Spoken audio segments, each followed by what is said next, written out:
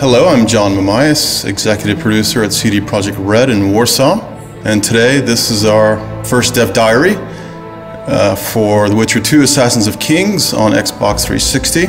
We'll be talking a lot about the new features that are going into the game, and I'll explain a little bit about the fact that the 360 is actually an adaptation from the PC title and not a simple port. What we mean by adaptation is to effectively rebuild the game so that it feels native to the console. We've rewritten the renderer and created a new rendering pipeline so that we can achieve much better performance with the same fidelity as in the PC version. We're also implementing a new intelligent camera system, new controls, a new targeting system, and a more console-friendly user interface. We're also adding significant new content and other features.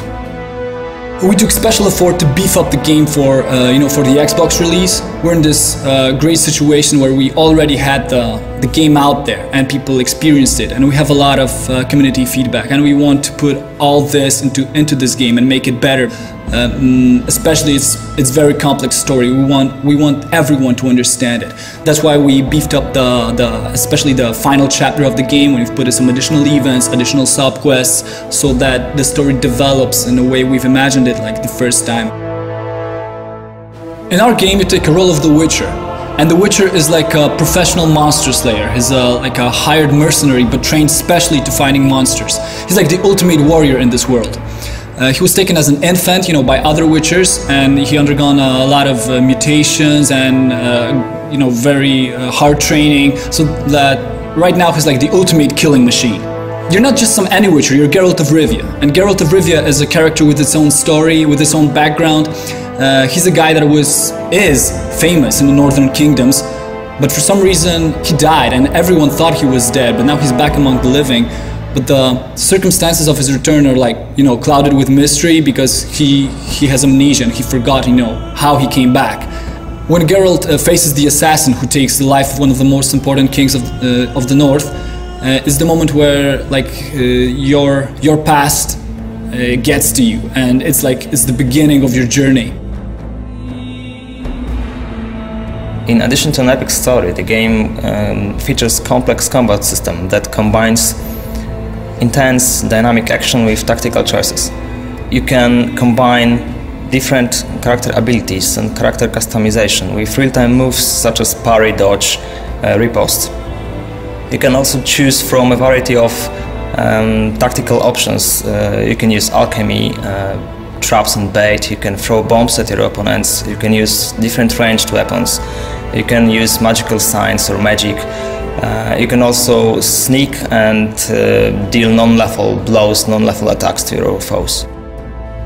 Since we started to work on adaptation of The Witcher 2 on consoles, we already knew that we had to put a lot of work to make user interface fit more to the gameplay style of the consoles.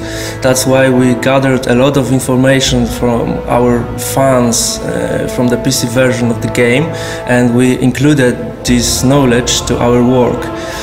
We are also including a lot of new improvements, like to give an example, a special, totally new targeting system which allows you to select easily a proper enemy. We want to improve controls in our game in terms of combat and outside of it, because it's really important matter for us to have a game fluid and smooth in those areas. That's why we decided to rewrite whole controls code from scratch, and the same is with camera system.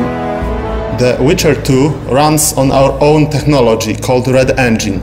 We decided to develop it because we wanted to achieve unlimited creative and artistic freedom. We wanted to give our designers and artists tools to create the world of Witcher just the way they seen it.